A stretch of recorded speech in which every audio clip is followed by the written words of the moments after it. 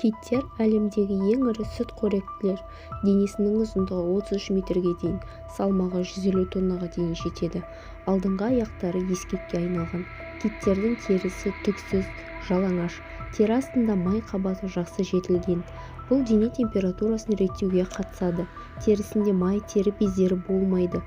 Сүт бездері жақсы жетілген. Барлық киттердің ауыз қуысы өте үлкен. Бұлар тісі ең көп жануарларға жатады. Мысалы, тісті киттің тісінің саны 272 болады екен.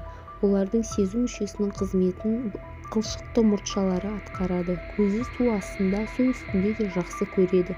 Киттердің есту мүшесі жақсы дамыған. Құлақ қалқаны болмайды.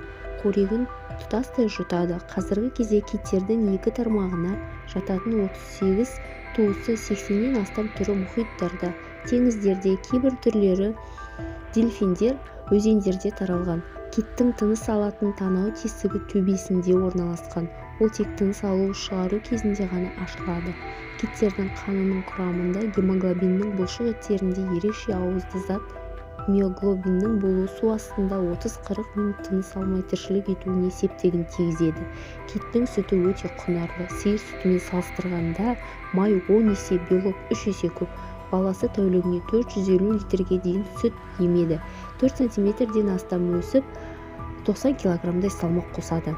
Табиғатта 30-50 жылдай тіршілік етеді. Көпшілік түрі топталып, үйірленіп жүреді. Теңіз жануарларымен қоректенеді.